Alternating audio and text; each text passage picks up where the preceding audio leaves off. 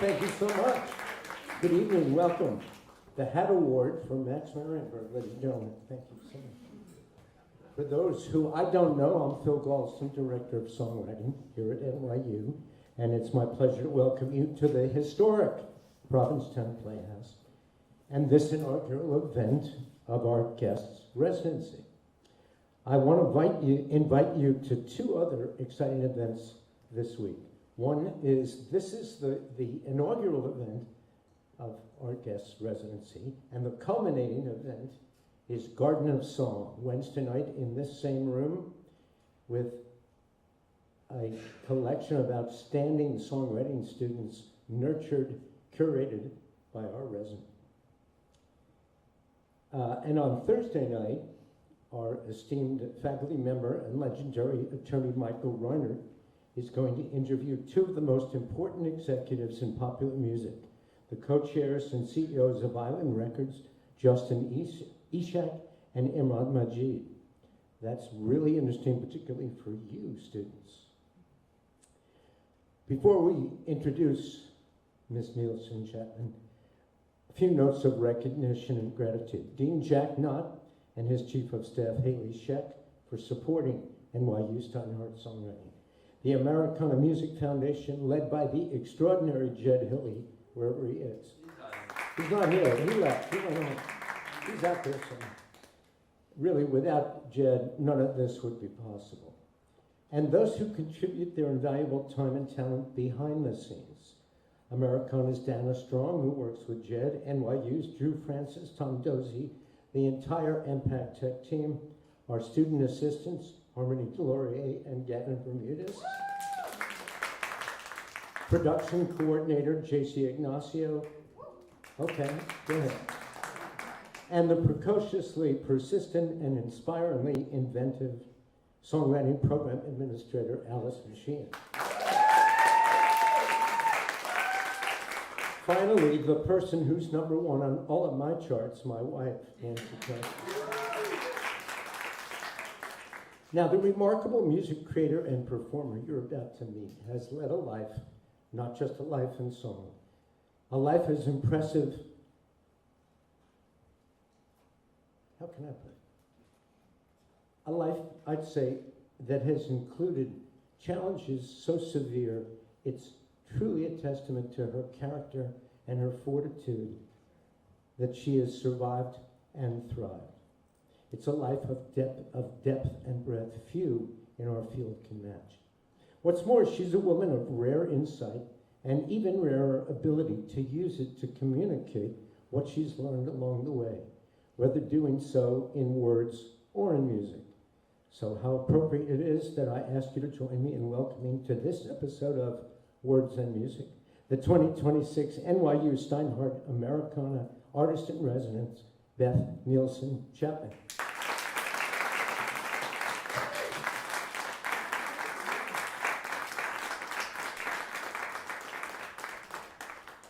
Can I just use all of that in my bio now? Please do. That's so good. Hi, everybody. All right. All right. Where do we begin? Where do we begin? We were just talking backstage about our friend and member of our faculty and collaborator of mine, Maya Sharp, Oh, yes. the wonderful Maya Sharp. And Maya is not only a wonderful songwriter, producer, musician, she's everything once, a beloved teacher. Yeah. And she has helped me this admission cycle by interviewing our applicants, which has been a great experience. And she came up with a question that I want to pose to Beth Nielsen Chapman at 15 years of age. Take yourself. I know I look young for my age, but I'm not that young. What would a fulfilling life in music look like? When I was 15? Yeah. Well, I think all I cared about was to sound as much as possible like Joni Mitchell. I was completely in love with writing poems and songs and all the folk artists and the Bob Dylans and the Judy Collins. And so I just, I didn't have a concept for how that would ever, like I thought I was going to be a veterinarian but I thought I would always just love music and do it as a hobby. Interesting. But then I forgot to go to college. And I got a publishing deal and a record deal before I was 20, and, you know. And here you are. It all just flew so fast, yeah. So you were an Air Force brat, yes? Yeah. You're born in Texas, Harlingen. Harlingen, Texas. I lived there 6 whole months. Right. And you were one of 5 children, the middle. The middle one. Look. There you are. Oh my God, that's me all the way on the right with a cigarette in my mouth. But it's a candy cigarette. That's hilarious. My brother's not in there, but he's second from the oldest. You said you were a geographical mutt. Yes. Great phrase. I love that phrase. Yeah. People say, where are you from? I'm like, which year or which decade? Yeah. Moved around a lot. Munich to Alabama. By the time I was 10 to 12, we lived in Germany for a couple of years, and then we moved in 1969 to the hotbed of the civil rights movement. In case I didn't already have more reasons to write songs, I had my little guitar strapped on me like a life raft, going, help, we're going to hell. But it was quite a shock to my little system. Was your family musical? Yes, my parents both sang in the choir, and my father, beautiful voice, he actually recorded, I've used him on a couple of records actually. He sang very, very low notes, and we used to do this song together called Anne Boleyn that he kind of rewrote from the Kingston Trio, and we played at the Bluebird, and it's on your little thumb drive I gave you, and he'd hit this low note and literally rattle the chandeliers. And my mother was also a beautiful singer, but my mother's brother was the professional musician. My uncle Richard Kelly and friends played all up and down the Atlantic City, the Jersey Shore, and he was like a regional band, but in the doo-wop days, he had a few hits, and then, so it was like when I was a teenager, going to see Uncle Richard, I was like, wow, I'm totally doing that, That was like, okay, there's somebody I know that's doing that, so. But that musicality must have been deep in you, because you said you picked up your first songs and the guitar by ear and piano. Oh yeah, I've always played by ear. I'm a terrible sight reader. Wish I had that gift, but I would just listen to my parents' records starting out. I'd be 5 years old singing along with Robert Goulet and Edie Goulet. Just like, on a clear day. I was really impacted by songs of all different styles and genres. Right. So you married rather young, right? Was I young? 20 something? Yeah, 20, pretty young. And you moved to Mobile, Alabama. Moved to Mobile. Why Mobile? Because that's where my husband lived. Because I was going to go down there and live with my husband. And I was going to go to college, and at that time, I had signed this terrible publishing deal back in when I was 17, going on 18. My father had to co-sign it. And it was a disaster, but I ended up getting out of it because that guy sold by contract to Screen Gems, which became EMI. Sure. And I started working with Charlie Feldman, and then I got offered a real, $300 a week, which was a fortune. Right. And about that time, I got married and moved down to Mobile, and then I had an opportunity to make my first record with Barry Beckett at Muscle Shoals Sound. So I was still living in Alabama throughout that process, making the record and waiting for my phone to ring, because I didn't know what the next step was. I didn't know it might be a good idea to get a manager, any of that stuff. Things were just coming at me, coming towards me so fast. Charlie Feldman I was going to ask you about him before, Yeah. because I know he's from Alabama. He's kind of an unsung hero behind the scenes in many careers. Right? Yeah, he has, Even though I'm ASCAP, he played an important role in my career too. Yeah. Well, you found your way to Muscle Shoals Sound through the producer. Well, Barry Beckett was a very famous musician and played on many great records, and he had just recorded. He had produced Aretha Franklin, and he had just finished working with Bob Dylan on his Slow Train.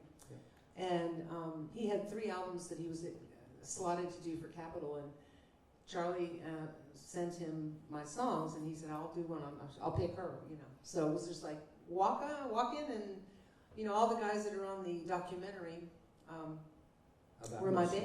Yeah, sure. Yeah. Well, Barry Beckett, besides becoming one of the great producers, is an amazing keyboard player. Oh, yeah. If you're, for example, a Paul Simon fan, that great piano playing on One Man's Ceiling is Another Man's Floor is Barry Beckett. Many records, When a Man Loves a Woman, all sorts of stuff. That's great. So we cut the tracks. I have to tell you this because this is really something in terms of being young musicians and songwriters and young producers.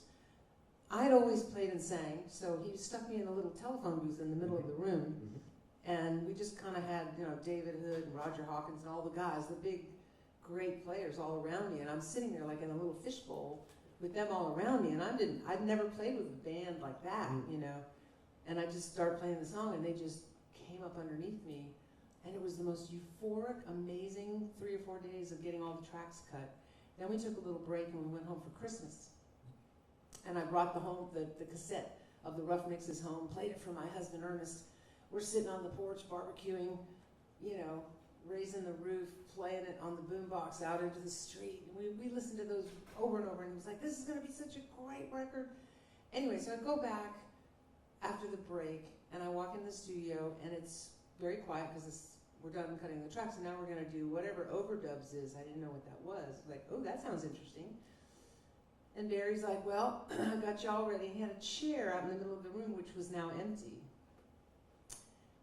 And he said, so what I want you to do is just play your guitar first. And I was like, play my guitar? You mean like add more guitar? And he goes, no, we're going to have you play the guitar again.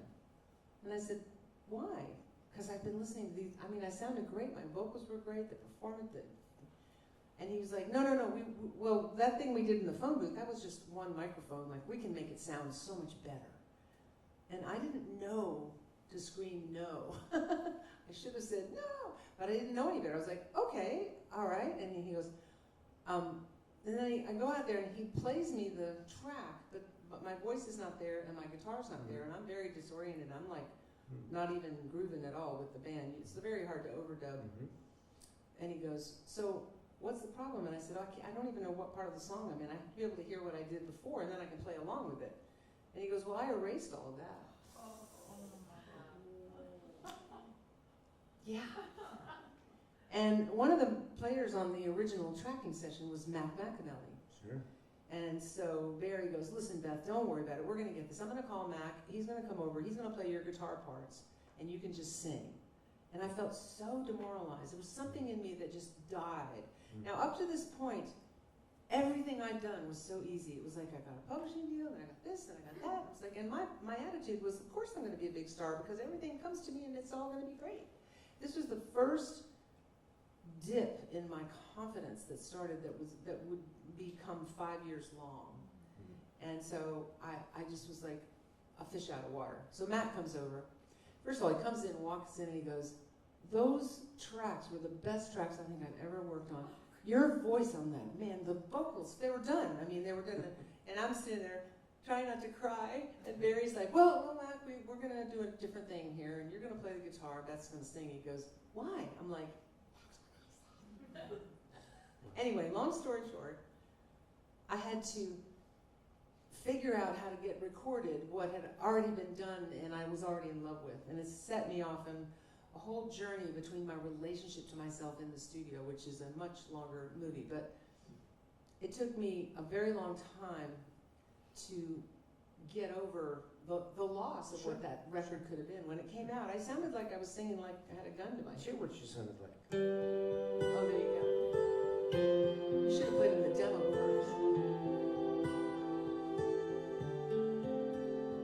There are tiny This is the open album. spaces in our conversations. Were we too in love to notice them before? They're just tiny little spaces. It was something. But we strain to fill them. That's how I'm feeling. Have we anything in common anymore? Love that's new. Very expensive strings are about to drown me out. Be prepared. Like you finally found it, and there's nothing in the world can make you blue. Well, like anything that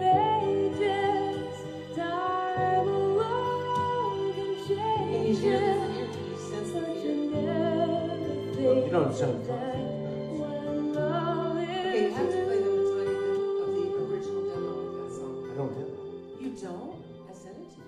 No, I didn't. Okay. All right. It's on its way to you. In the deluxe I wish I'd edition. known you were going to do that. I would have prepared you with the others. That's okay. So if you heard the original demo, I sound completely different. Right there, I'm going, there are tiny moments I exist. Please don't fire me. And conversations. I was absolutely not who I am. So you said you took about 5 years. Well, I went on Okay. strike because the album came out. It got some lovely reviews, but it came out the same week as Disco Duck. And I love to love you, baby. And everything had begun to move on from the singer-songwriters that had been profoundly popular just then, right when I was making my record, to disco. And I remember reading reviews that said, this is just too bad. This didn't come out 5 years ago, and things like that. And nothing happened. No, my phone did not ring. And I thought, well, they've just ruined me. I'm never doing it. I'm just not going to write any more songs. My poor husband was like, oh, really? And it took me 3 years before I would embark on writing again. Only after he took me to see Coal Miner's Daughter. And there was Loretta Lynn with 3 children crawling on her and planting potatoes and writing her classic songs. And then I thought, okay, I'm being a baby. I got to get over myself. And I had, in the interim, I had my son. I was going to say, you had Yeah, a baby. I had my own baby, and I was, all my creative energy was going into baking bread and painting the walls, and my husband was like, you want to write a song? I'm like, nope. And it took a long time. But once I went back to it, oh, there he is, my little boy. Once I went back to it, the muscle of songwriting had to go for about 6 months before I could lock in on something. So then your husband suggested you should move to Nashville. Well, he tried for like a year and a half. And then, when I started writing songs that he thought were good enough, he started getting really belligerent. He said, I'm going to start smoking again by Friday. If you don't show me a postmark, you sent this song to this, Mac and Brent Berry. So I finally had to send something out, and then I got a really good response back, and then I eventually moved to Nashville. But I didn't make the leap until, I was singing in this place called the Riverview Plaza 6 nights a week, where I consider I got my degree in music because I had to learn every song from every decade. And I was like a human jukebox, but that helped my songwriting so much. Sure. But I wasn't doing my own songs except very few. So I did a few of my little originals. And the Beach Boys came to Nashville this one particular weekend, and they were staying in this luxury hotel where I was in the open air lounge. And I kept looking down there and trying to hurry up and finish my set so I could go down to the lobby and try to meet one of the Beach Boys. And there was this guy sitting in front of me. He was really annoying me. Play another song you wrote. I'm like, I'm okay. And I do one more, and then I try to get rid of him. And he comes up to me, and I'm putting my speaker covers on, and he goes, okay, first of all, your speakers are out of phase. And I'm like, I don't even know from phase. I don't even know what phase is. Okay, I gotta go. And he goes, wait a minute. I have something to say. I'm thinking, who is this guy? And he goes, I write the songs. Bruce Johnston. It was Bruce Johnston from the Beach Boys. He'd been sitting there the whole time. And I had no idea. And I was like, and then I'm like, wow. And he goes, yeah, you need to move out of this town. You need to move to LA, Nashville, or New York. Take your pick, but get the hell out of here. And I go home and I threw $20 bills on my husband's head and jumped on top and said, we're moving to Nashville. And he was like, what am I, chopped liver? You don't listen to me? I'm like, honey, you're not a Beach Boy. I'm sorry. Did you feel embraced by the Nashville community? I did. I think they were my usual kind of get my feet on solid ground. I was very jealous that nobody immediately wanted to sign me as an artist. I walked around with kind of a pout. While other artists were recording my songs, which I was so grateful for, while also kind of sadly wishing somebody would see me. And right at that time, I remember Roseanne Cash had, her big hit at the moment was, I don't know why you don't want me. I'm like, oh yeah. But eventually, Jim Ed Norman gave me a shot, and we started off with a singles deal. So talk about Jim Ed. Well, Jim Ed had been a fan of my writing and had talked to me like a few times in passing, but actually it was Jody Williams. One day I was really in a low place, and he called me out of the blue, and I'd met him briefly, but I didn't know him that well. He was, at the time, I think he was doing a publishing company, but he eventually was running BMI. He's quite impactful guy in the music business, and he called me up because I had all these little cassettes going around town with these songs that would end up on my first album on Warner Brothers that were weird songs. They were more Sean Colvin than they were country.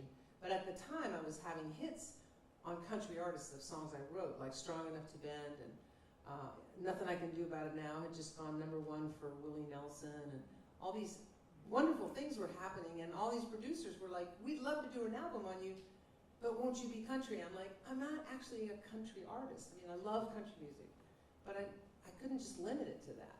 So I felt like I was really kind of lost. And Jody called me up one day and he goes, I don't know you very well. I don't know what's going on with you, but I just listened to 3 songs in a row and I can't even get out of my chair. These are such great songs, and I don't know what's happening with you, but whatever it is, don't stop. Just keep doing what you're doing. The world's going to catch up with this stuff right here. And it just was like my heart just went, like I was just like in a drought, and he poured water into me. And I got a phone call from Jim Ed like a few days later going, okay, hearing about this tape. At that point, Jim Ed was the head of Warner Brothers. He was the president of Warner Brothers. Yeah. I think it's really interesting that although you seem to have had a pretty clear picture of where you were writing as an artist, where you were going, that you were having success with people. Like, here's a #1 for Tanya Tucker. Yeah. I wrote this with Don Schlitz.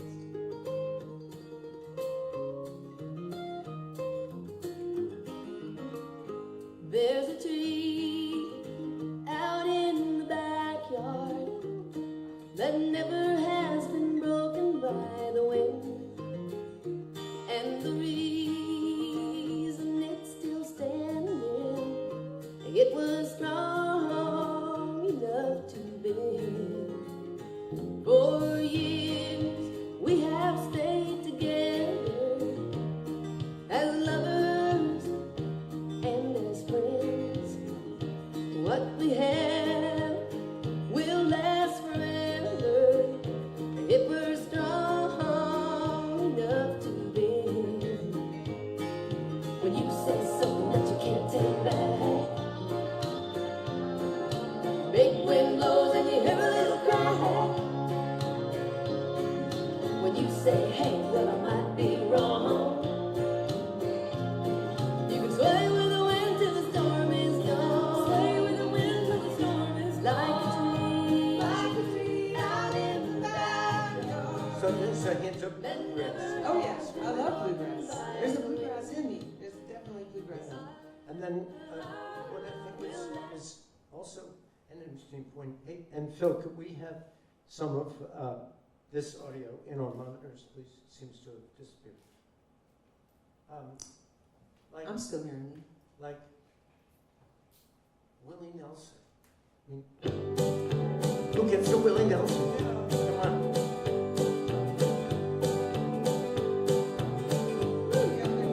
I've got a long list of real good reasons for all the things I've done. I've got a picture in the back of my mind of what I've lost and what I've won. I've survived every situation, knowing when to freeze and when to run. And regret is just a memory written on my brow, and there's nothing I can do about it now. I've got a wild and restless spirit. I held my price. What's really fun is I'm doing the background vocals on all these records, so when I do karaoke, I get to sing with myself. I tell you what, though, it's a great long story about me writing that song for Willie on The Moth, if you go look it up and just put my name in there. But there was such an amazing, I mean, to me, to get a phone call from Fred Foster, who was this monolith of the music business. He signed Dolly Parton and Chris Christopherson. He had Monument Records. He calls me up one day and goes, well, we need a song for Willie. I'm like, Willie's one of the greatest songwriters that ever lived. I knew every one of his songs. And he goes, well, he liked that Strong Enough to Bend song. And he wants whoever wrote that to write one for him. And I'm like, really?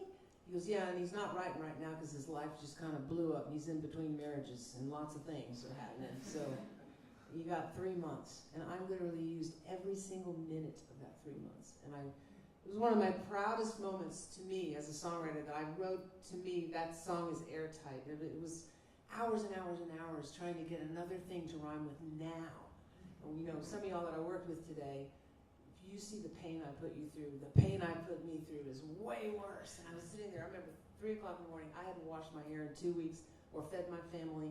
My poor husband was taking my kid to and from school going, leave mom alone, she's not well yet. You know, it was like I was out of my mind. And I was like, there's got to be another rhyme for now. And I looked up the Rajat thesaurus, I couldn't find it. And all of a sudden I'm sitting there, and remember I talked about that creative flow that comes in, and I just gave up trying. I just said, you know, I'm just going to sit here and be grateful I got every hour rhyme up to this, and just see if I can just let this go. And then all of a sudden I go, da da da da da da da da. Why am I humming that? Why am I humming that? Why am I humming that? When the bough breaks, the cradle will fall. So all I had to do was get bow at the end of the line. It only took 4 more hours, but I did a really good job on that. So you can check that. So when Jim had signed you, I mean, he was producing, well, he had produced Anne Murray. Oh yeah. He'd written the strings arranged the strings for the Eagles. For the Desperado. Yeah, and all I those mean, songs. really big time. He was incredible.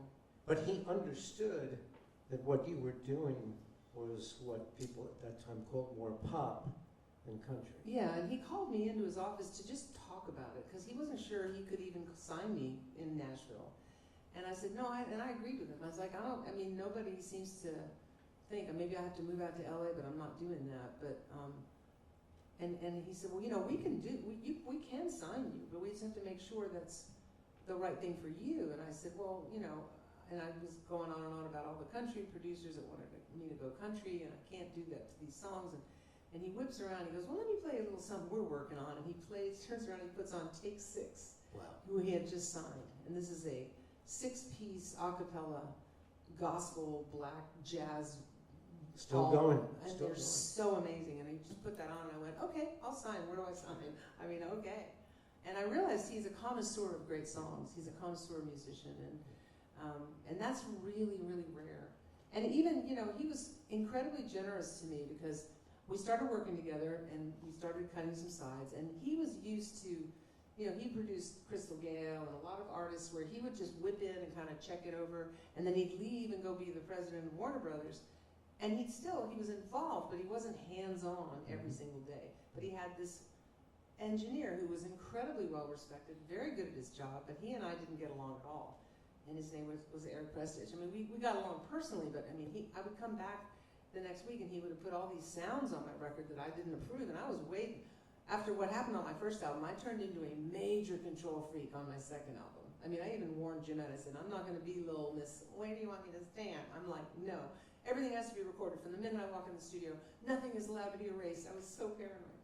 And it was a huge learning experience. And he ended up letting me work with different producers, and along with him, you know, he did some sides, and it was a massive amount of learning for me before that record was And the released. result is, well, let's watch a little bit of All I Have of the video.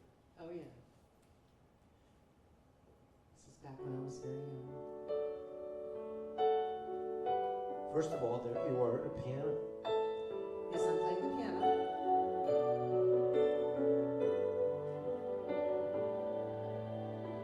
I wrote this song with Eric Cass, a great song. You can say you love me,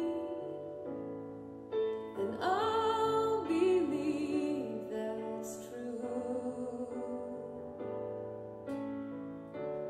Trusting you is easy, 'cause I believe in you.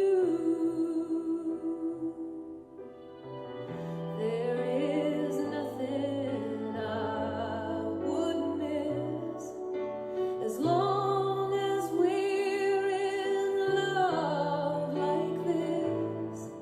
All I have is all I need, and it all comes down to you and me.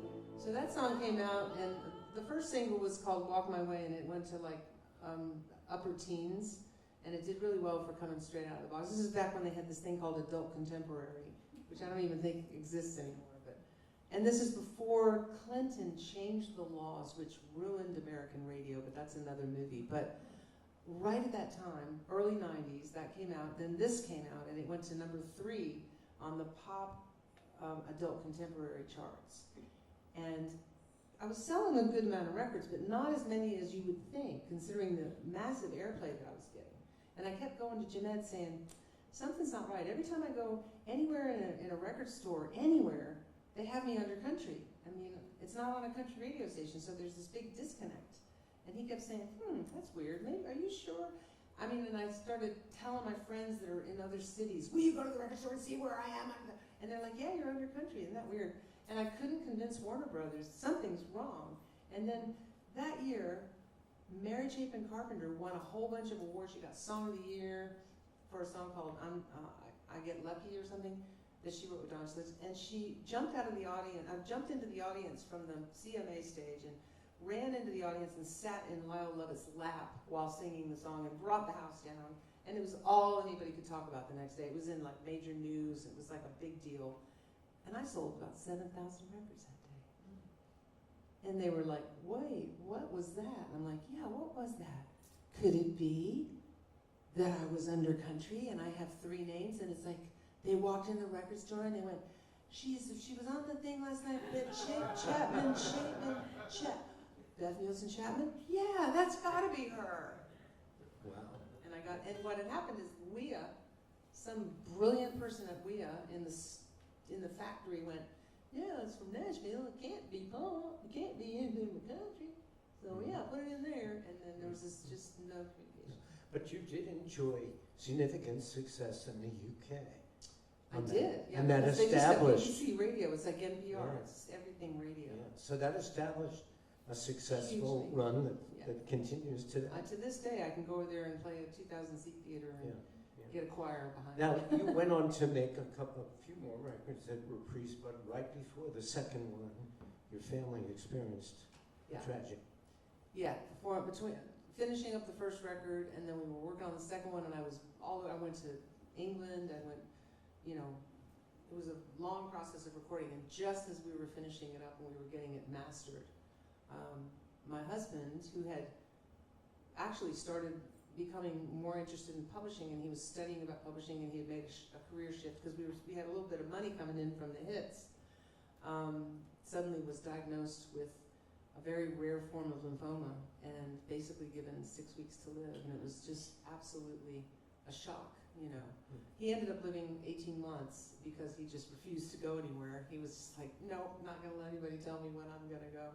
But, and it was a profoundly moving time in our family, and it still doesn't even seem real to me,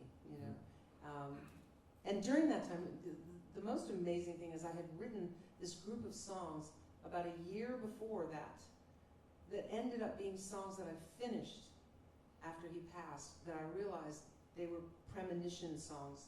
About half the song on this album I put out called Sand and Water were songs that it was like I was writing about this thing that hadn't happened yet, and that we were talking about that today in class, that when you write, when you open up to creativity, you're not on a normal timeline. There's incredible wisdom and premonition and history and things that will fly into your mind. You'll say, I don't know why I said pineapple, but I'm going to write it down because it might be, there's a reason for things to come up into your psyche when you're writing. So anyway, that was an amazing, magical, devastating, crazy time, and we got through it. I mean, my husband was very, very inclusive with friends and family and just did some amazing things during that period of time. He got well enough to get a bone marrow transplant, and it was just a lot of things that were very, very unexpected. So there was a lot of hope mixed in with, coming to fruition into the part where we just had to let it go. So About 4 years until the next album, till Sand and Water. Yeah, because that 97 we released that. Right. And here's what you couldn't have planned. I mean, Princess Diana died, Mother Teresa died, Versace, there's countless other people, a lot of people I didn't even realize, all died like in a very short period of time. And that record came out, and people at Warner Brothers were incredible to me, and they were really supportive. And Rodney Crowell produced the record, and he was the perfect person to do it. He was incredibly astute. And it came out, and they just kind of dragged their feet. They didn't really give it the full, like, if you were going to be really crass about it, you couldn't get a better setup than Mother Teresa just died, and you just wrote a whole album about grief and loss, and so people like Elton John were singing my song, Stand in Water and Place a Candle in the Wind, on his tour, and he was on Oprah talking about it, and it was like, a PR person would have had a field day, except I didn't have a strong sense from the record company. And at the end of that whole period of time of promoting that record, I just felt like I need to go out on my own. And Jim Ed was so generous to me. He was like, listen, you can come back anytime. I will make records with you forever. But if you want to go, I understand, and I will let you go. Well, that's why you're known as one of the pioneering independent artists. Or one of the dumbest people that ever walked through the music business. I think that I was clueless. I didn't know what I was going to do. What's interesting about this song, Sand and Water, is you can go online and hear these bootlegs of Elton singing it. It's quite touching. Yeah, he made it his own. Yeah. It was like hearing it for the first time. Like Elton John singing your song makes you realize that's a damn good song. Right. Like it stands up to his stuff. Well, for me, I went from your album version here to Elton's versions, and then I jumped to 2016 to the version you recorded with Olivia Newton-John and me, Sky, which I'd like to play some of. Oh, I sure. think this is really special.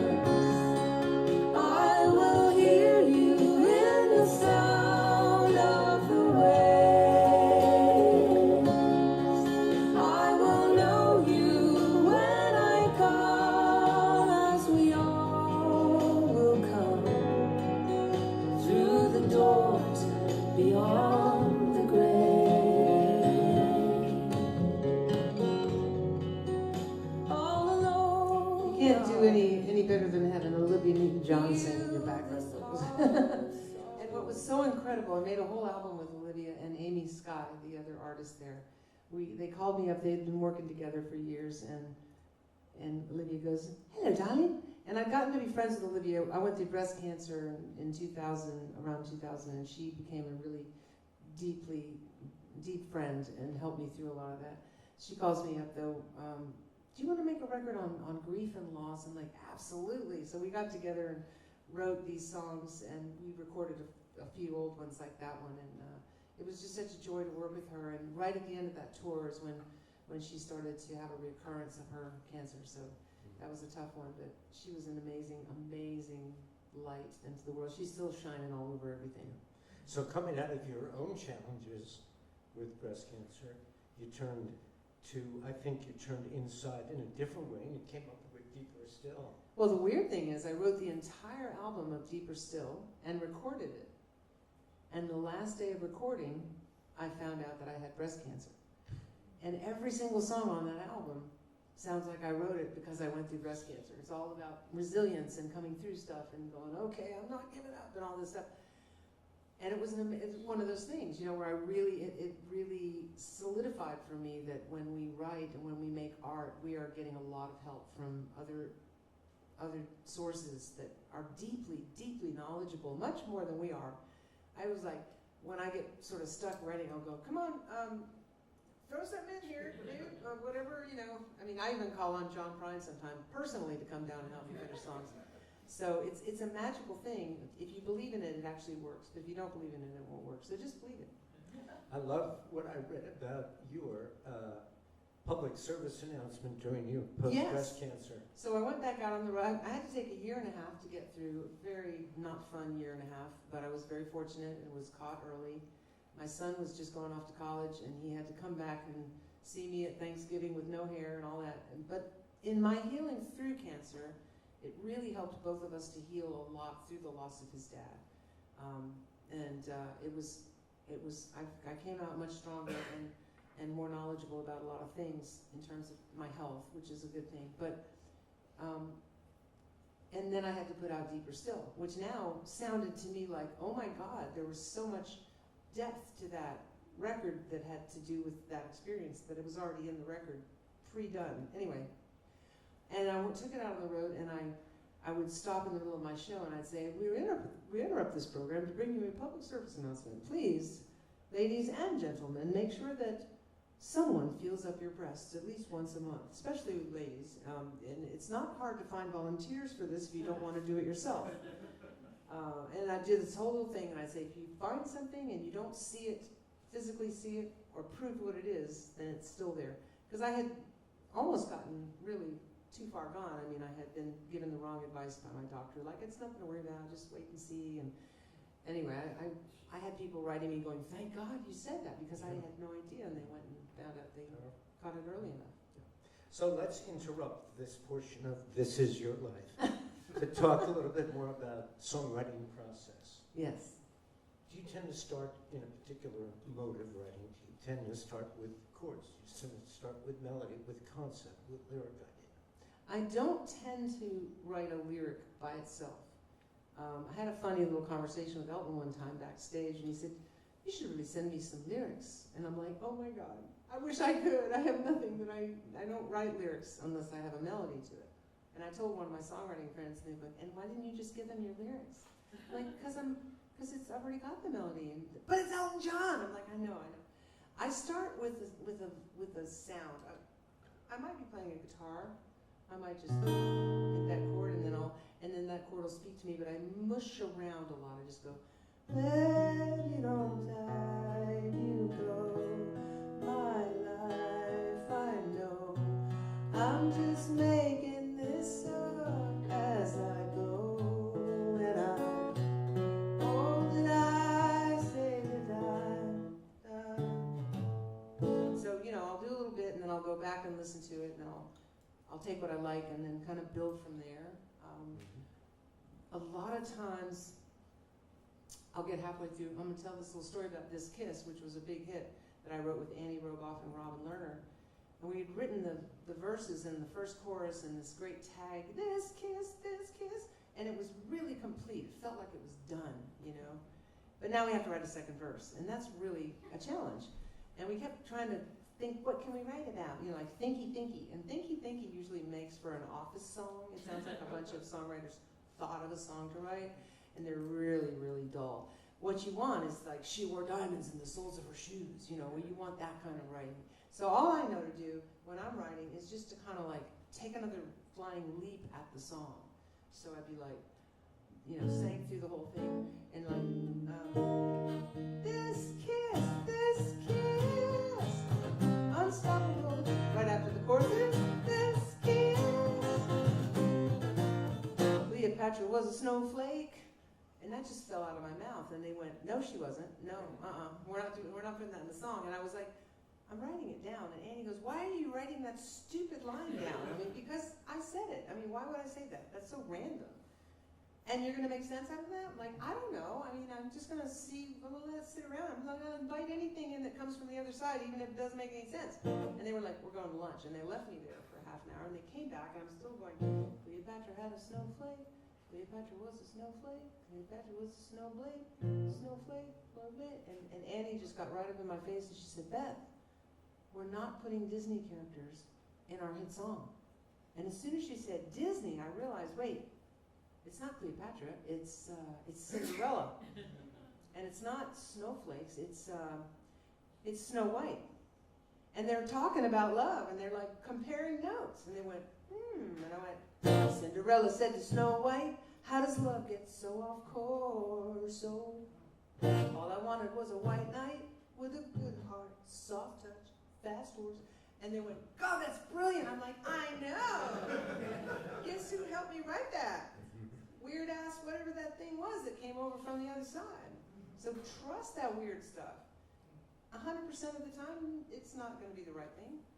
But when it is the right thing, it's undeniable. And there's no point in censoring yourself. No point, yeah. Write it all down.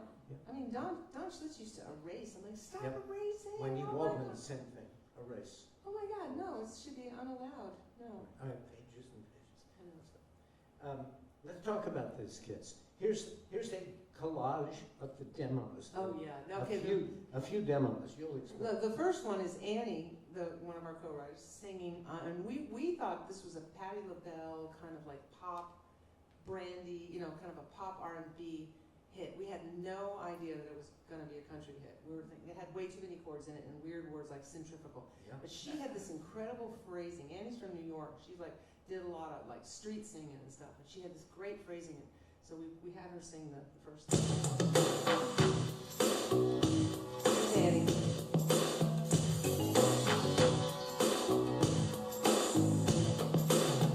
I don't want another heartbreak. I don't need another turn to cry.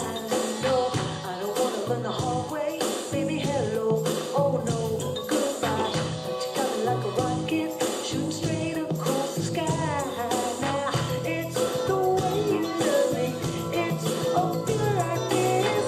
It's centrifugal motion. It's perpetual bliss. It's that pivotal moment.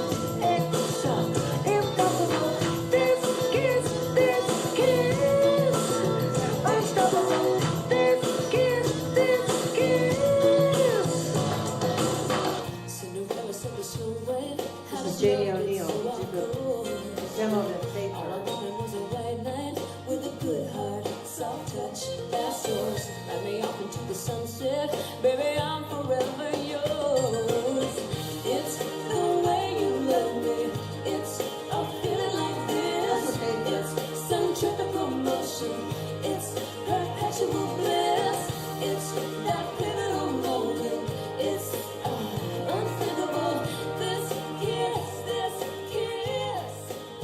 unsinkable. This kiss. So let's watch a little bit of the video of this. I just want to make a point.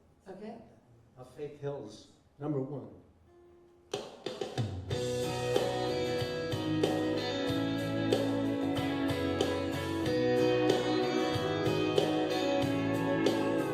I don't want another heartbreak.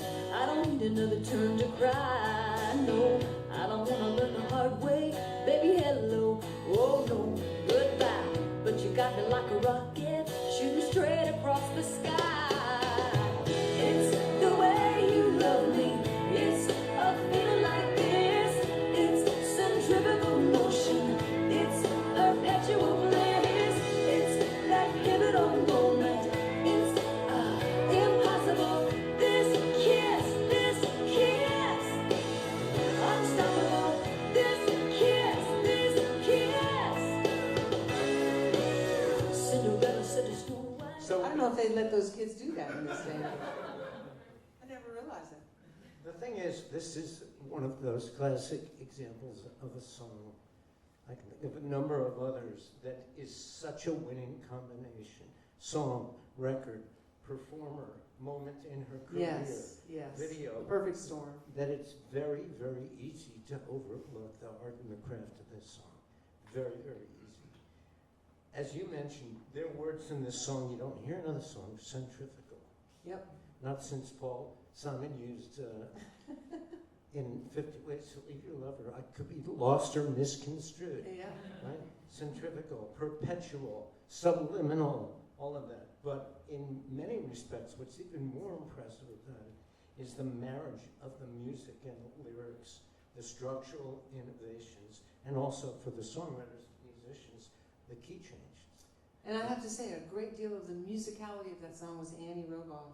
I got lucky to jump in on there, but if you think about it too, it's a very simple thing that changes keys. It goes bum, bum, bum, bum, bum, bum, bum. It's almost like dun, dun, dun, da, da, da, da, da, da. It's the same thing.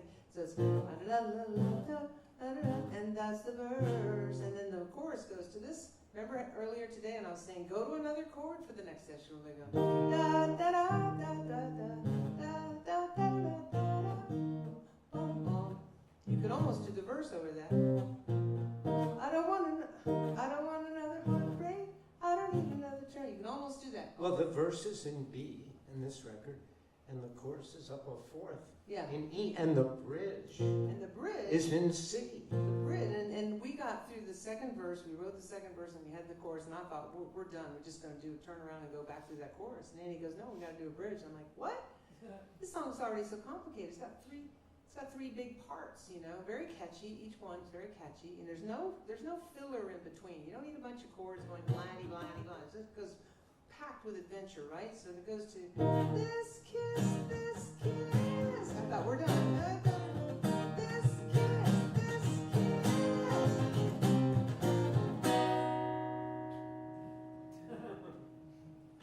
And notice she goes bum, bum, bum, bum, bum.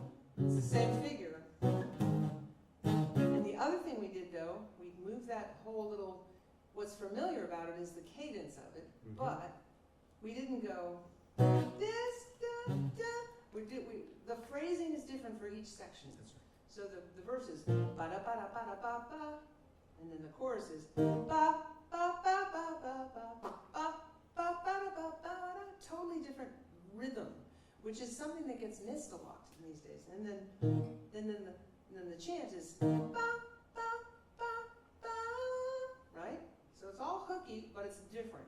Then you go to the bridge, and we were like, holy crap, what are we going to do here? And we're like, you can kiss me in the moonlight, on a rooftop under the sky. Oh, you can kiss me with the windows open while the rain comes blowing inside. Oh, kiss me in sweet slow motion, let's let everything slide. You've got me floating, this is really genius right here. You've got me flying. And then Anybody else would have gone, it's the way you, they would have gone back, but not Annie. She goes, you got me floating, got me flying, it's the way you love me, it's up and like this. She goes up a key. It's like a modulation, but it's, you know, a lot of songwriters are scared about modulations being corny, but if it's clever like that, it's never corny. they're all smiling. Got it? You guys are like not modulators, I can No, tell. because that's one of their assignments, is write a song with two Oh. modulations. Well, here's the secret, because this chord was not used before, you know? So it's.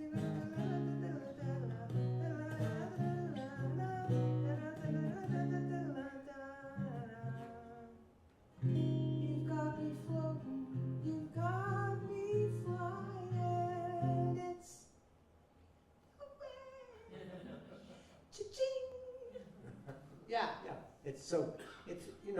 there are a good number of Sting songs Oh, that have this kind of inventiveness definitely. within He's it. the master. Right? Yeah, absolutely. Paul And here's Simon. what's also amazing is that we wrote that song. You heard the first demo, which is pretty catchy. Mhm. We played it for everybody. Played it for the Judds. We played it for all the people in LA that, you know, Pointer Sister kind of R&B bands, all the country artists, Reba, you name it. And then Annie heard that Faith, who had just come off of a huge hit, she was going back in the studio for one more song. And she goes, we got to take all the keyboards off of it. We got to get rid of the dumb loop, and we got to have somebody countryer than you sing the demo, which was Jamie O'Neill. And we're going to put some steel guitars on it, and we're going to make it country. And we did that. She did that. She produced that demo. And then she had it taken over and handed off to Faith and her producer, Right. and it was cut within an hour. And then we were like, oh please, oh please, oh please, use the background vocals like we have them because we thought they were so good. And then he calls him, Beth, would you come in and sing the background? I said, yes, I will. And that was a really great Yeah, and moment. they're very inventive. But very smart. in the course of that song being finished, it was a year, more than a year before it was cut. Well, we were talking, you and I, after, or some point today, about the art of making demos, and you just heard a perfect example.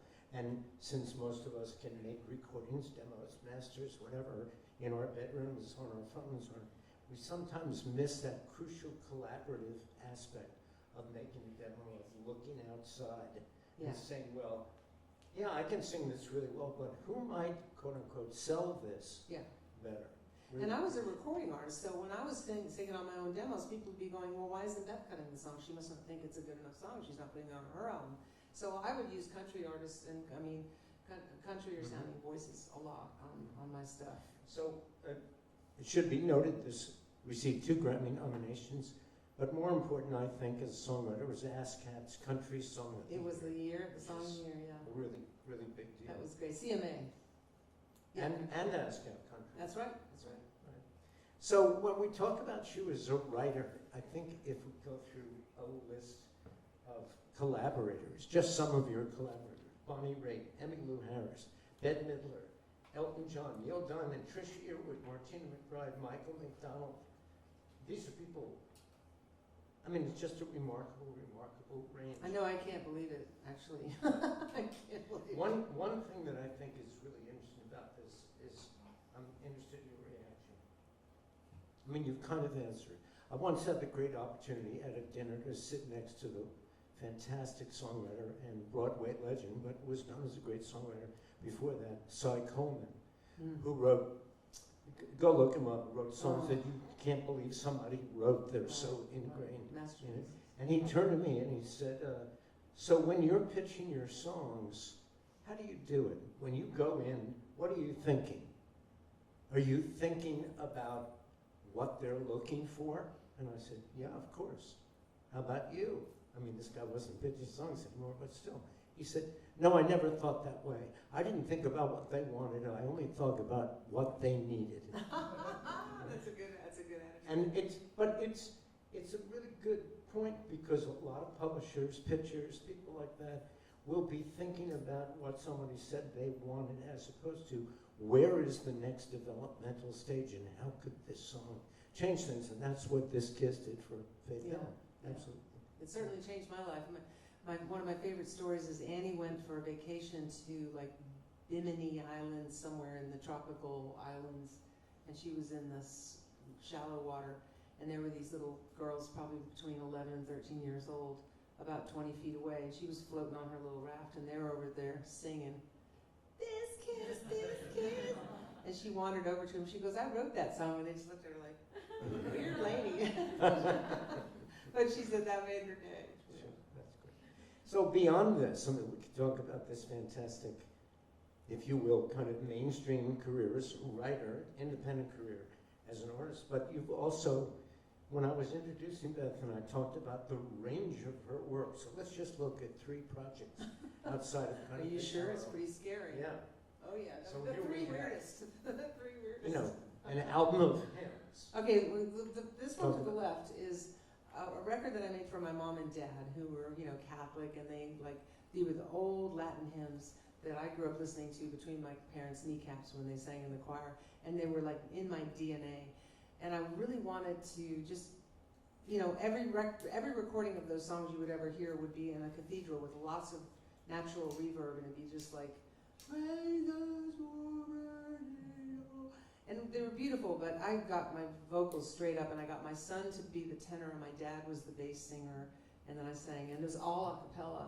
And I put it out, just, I didn't have it put out properly. I did a distribution deal, because it was the first thing I recorded after leaving Warner Brothers. And I ran into David Macias, who is a very successful person in the music business, has done everything, and he'd come off of working, I think he was at MCA, or RCA. Anyway, he was starting his own venture, an independent kind of distribution company called Emergent, which then now it's grown into this massive company called 30 Tigers, which has done tons and tons of records. But at the time, he was just getting started, and he's like, I'll put it out for you. It was like, we were both like, okay.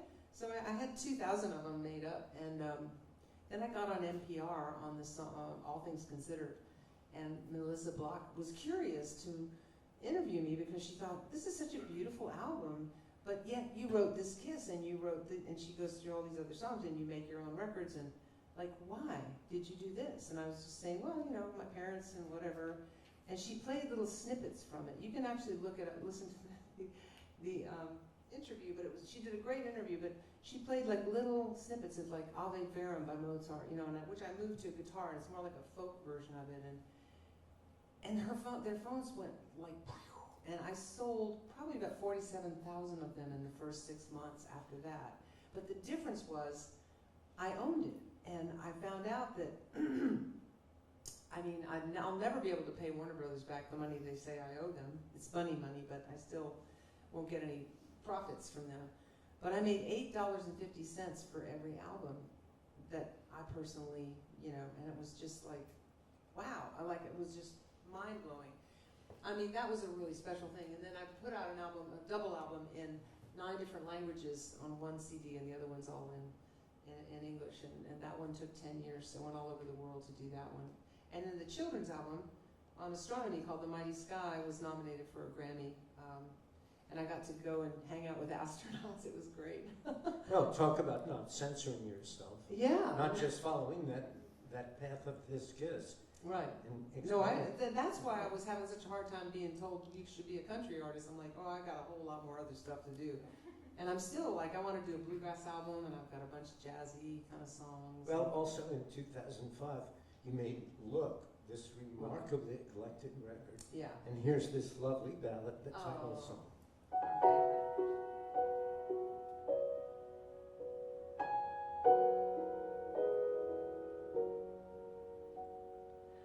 For all the tears, all the times I got lost, for every bridge my heart's crossed. Look at how your love has changed my life. Woke up all the dreams I've held inside. All the stars fell in place when you first touched my face. And once again the world felt right. Look at how you knew you'd found. You wrote this song for someone special, didn't you? I wrote this song with one of the legends of jazz, Andy Bay, who passed away not too many years ago. Lived here in New York, and my manager at the time, Herb Jordan, was also his manager, and that's how I knew about him. And I just wanted to meet him and take him to lunch, and he thought it was the weirdest lady, because he's like, he was one of the pioneers, and not as well known, but go look him up, B-E-Y, Andy Bay. And I'm just getting to know him, and just was so blown away with his piano playing. That's actually Matt Rawlings playing piano there, but when I tried to record the song with Andy playing it, it was so, his voicings were, his rhythm was, I just sounded like I was a bad singer that he needed, and he did his own version of that. That's pretty remarkable. But I call him up out of the blue, and my idea was to sneak him over to ASCAP and get him to write a song with me, but I didn't tell him that. I just said, I want to take him to lunch. And he's like, who is this? I'm like, my manager's your manager. He goes, who is this? He was so confused. And I was like, Andy, just let me take you to lunch. So we went to lunch, and we got together, and we were having a good time, and I said, let's go over to ASCAP. I would love to hear you play the piano. He goes, well, all right, it's highly unusual, but all right. And he's thinking, is she coming on to me? What is going on? He goes, I am a gay man, right? Like that, I don't want to sleep with you, just want to do some music, not a problem. So we were really good friends, and brought him over there, and I had a tape recorder. This is back when I was doing cassettes, and I just said, do you mind if you just play some chords and let me sing over it? He goes, I don't mind. And he starts playing these chords, and I have those work tapes, man. They are amazing. Because he's going way more chords than that. And I mean, I learned so many chords from learning. I had to learn how to play this on guitar, and it took me like 2 years to master it. So many chords. But anyway, we worked on it, and like 4 years later, I called him up and said, Andy, I finished the lyric on that thing. And he goes, who is this? Anyway, it was a great joy to work with him. It's said that you wrote this song for someone special. I did. I wrote this song. The reason it took 4 years is that in the interim, I met my second husband, Bob, and the song is about falling in love and being surprised that I could ever fall in love again after having been so happily married to Ernest.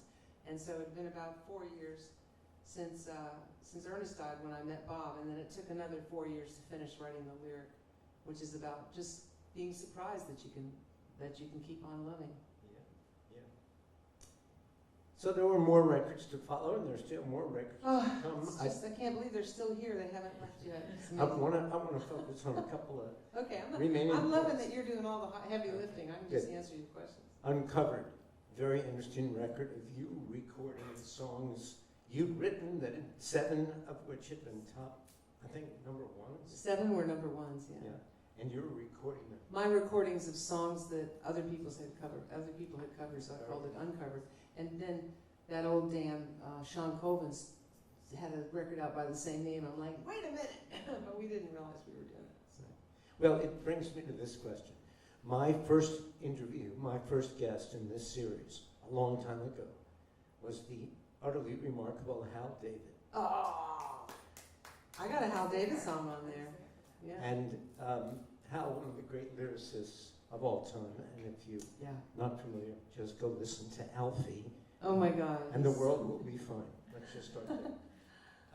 And I, in my inexperience, asked Hal the following question.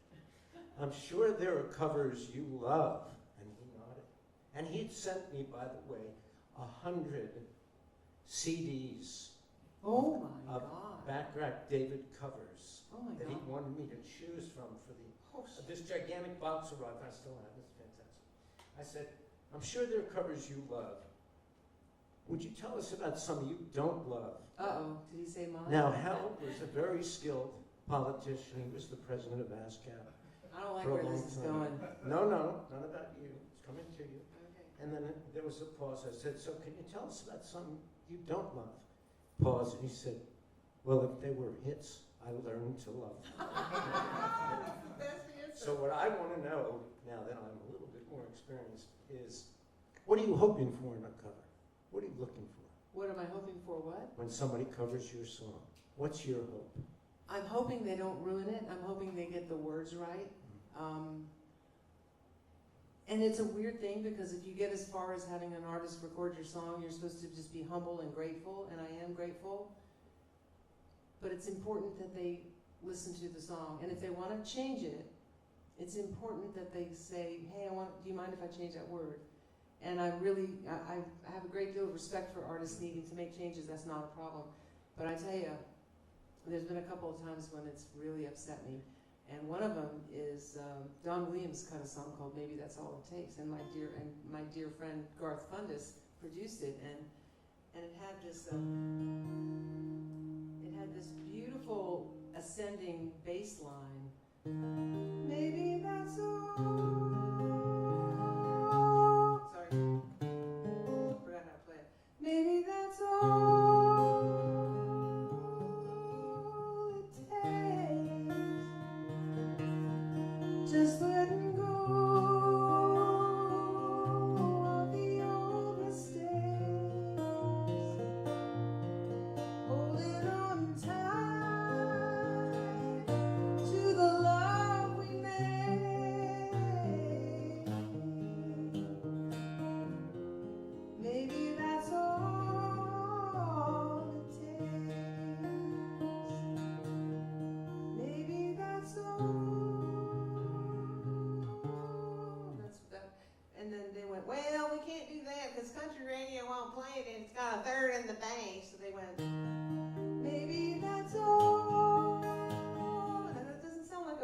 problem to most people, but to me that was like, oh.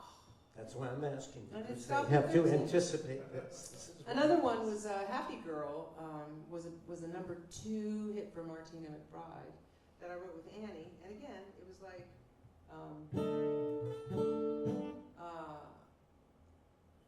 the song was called The Happy Girl. And the hook was, I'm the happy girl. And the whole purpose of the song is, I'm the happy girl, as in there's only one of me and I'm it. And it changed the song completely. She said, I'm a happy girl. Changed the vibe of the whole song to like, I'm one of millions. I'm the happy girl. I mean, we were like, and it was such a great record. And we could have just killed her. And, you know, you're going to all the awards and they're like, you're so lucky you had another hit. I'm like, yeah, I know, went to number 2. Annie and I just knew it wasn't going to go to number 1. And now I sound so ungrateful. But damn it! No, but I'm asking you. Number 1. I'm asking you in the comfort. Yeah, y'all won't say that. No, but we're in the comfort of professionals. I mean, I'm so grateful to get in the room and be able to have the shot. But again, it's a collaboration. And I mean, I've had some other ones that are just doozies, but I won't belabor it. But Like hell. Very good. I mean, Betty LaVette, one of the greats. I mean, she's like an incredibly respected kind of R&B artist, and she just left the whole first line off the song. She didn't want to give it away. She didn't say fair enough at the beginning of the song. I'm like, wait, that doesn't make any sense now. It sounds like I don't know what I'm writing. So I had to get over it. I had to let it go. As you can tell, I've totally let it go. It's not a problem. So one other example of a song that you wrote that anticipated a major change in your life is 7 Shades of Blue. Oh yeah, that was one of those ones of those. So, and what happened? We're going to play that song, but what happened? Oof, that's like a 12-minute story right there. Well, which you can listen to on the Moth for the completion. But that's one of those songs that I was writing a year and a half before Ernest was diagnosed, and it had this chorus. And I used to play him songs all the time, and he was a great song person, like a song doctor. He didn't write, but he would have great feedback. He'd say, "Man, make that part as good as that part," you know. And it had this chorus, it's like. We hold it all for a little while, don't we? Kiss the dice, taste the rain like little knives upon our tongue. We can do no wrong when the lights go on and the music plays, and we take the stage like we own the place, as if time were cheap and the night forever young. It sounds like somebody's dying or somebody's going away. And he loved that song. It was like, even sounded like, forever young. It was like, he called it the Bob Dylan song. And he tortured me about finishing that song. Like, he really wanted me to finish that song. And I didn't finish it till like the week before he passed. And I had to, one of our last fights is where, you know, we had just gone through this whole conversation about what we were going to do and kind of, you know, he was helping with the memorial service for himself. And it was like an amazing, strange conversation. And he goes, I got one more request. And I'm like, what is it? And he goes, I need my Bob Dylan song. When's it going to be finished? I'm like, oh my God, are you kidding me? I'm sorry, my husband's had terminal cancer. I've been really busy, haven't had a chance to finish that song. You know, and he goes, well, just go finish it right now. And I went, fine. And I went stomping to the other end of the house. And I wrote this last verse. And it was a verse about, you know, we put his ashes in this place in the Gulf of Mexico where we used to go fishing, and so I wrote this, so let him turn my soul 7 shades of blue, and with the oceans roll, baby, I will wave to you. And the birds will sing my laughter, and the whales will steal my song. But I'll be okay forever after, and the world will get along. And I played that for him, and he was like, I really love that. That's perfect. And I'm like, thank God, okay. He goes, except for one little phrase right there. I'm like, really? Really? You're going to critique it now? And he's like, yeah, I don't think I'm going to be happy ever after. I had and I'll be happy ever after, which is so natural and it's what people say. He goes, nah, I'm going to be okay, but I'm not going to be happy. I'm like, how do you know? Maybe you'll be happy. He goes, it's my song. I'm like, I'm sorry, I thought I was writing it, excuse me. So I had to say, I'll be okay forever, and which is so awkward.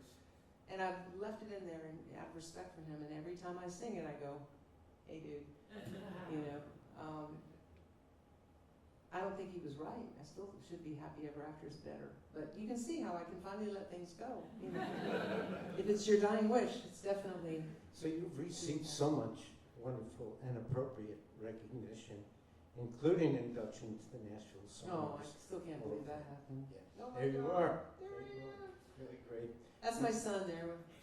Right.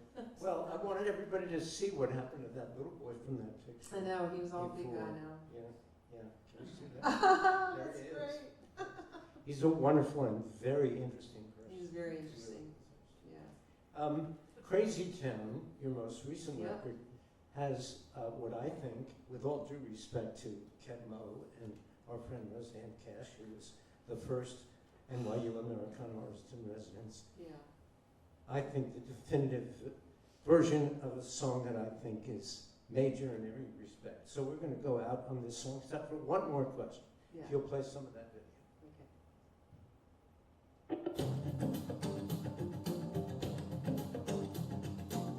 Oh, it's my video.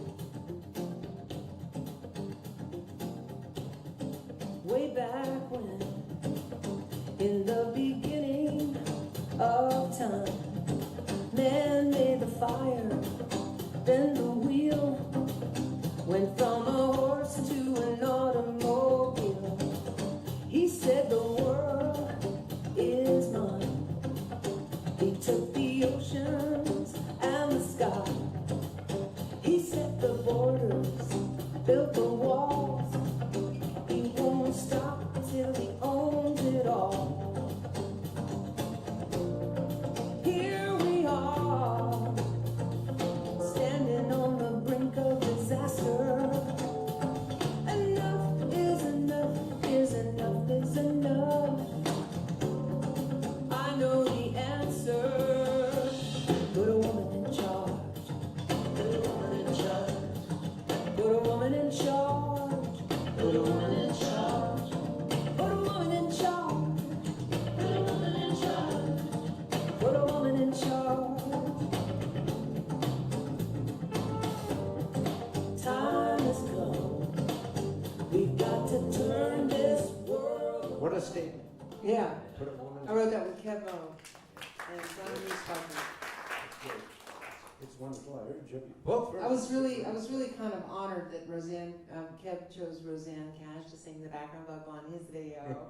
But I was so happy because I've never had a Roseanne cut because she's such a great songwriter and she, you know, hangs out with people like Rodney Crowell and her husband. So it was great to, I wasn't jealous for long.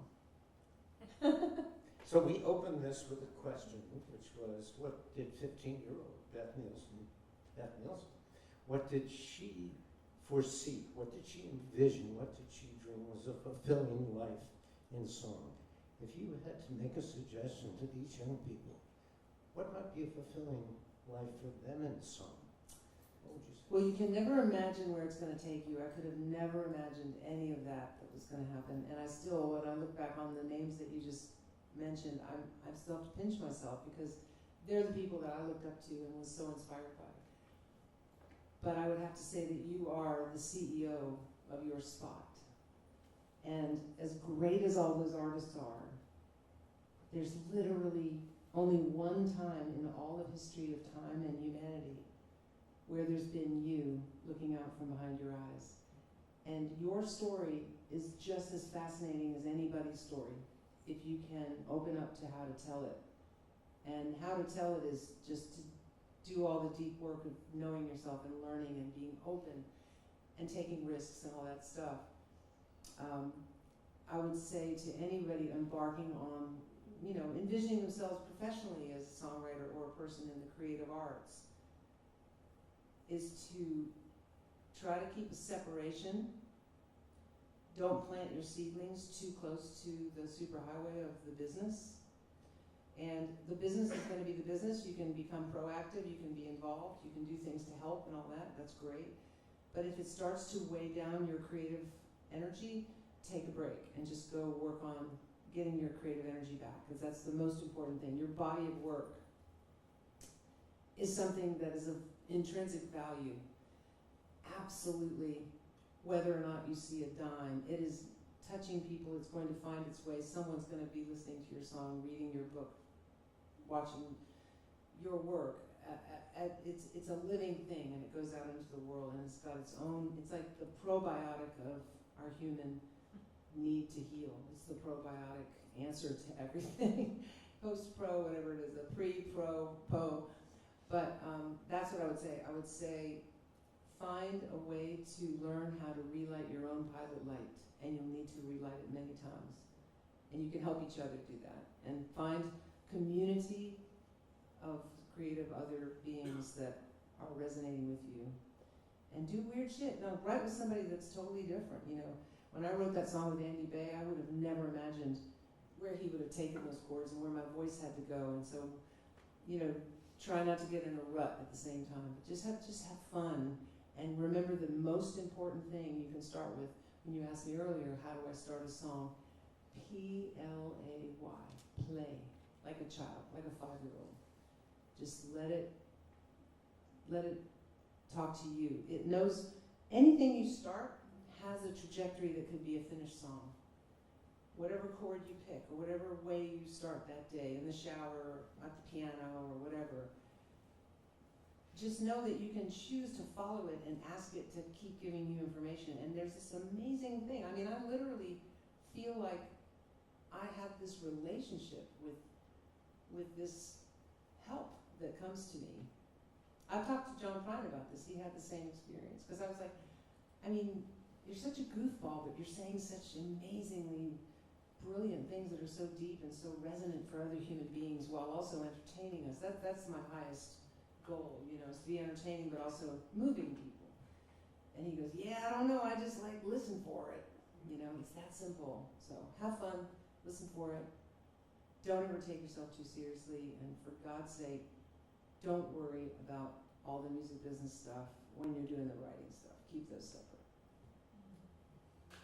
That's it. Beth Nielsen Chapman. Thank you guys so much. Thank you, Phil. I tend to be so ADHD and I go off on so many tangents, and you did a wonderful job of keeping me in the framework. We got through almost all of my things. There is another book on there. Hope to see you Wednesday night, right Yeah. here. Thank you. Thank you guys.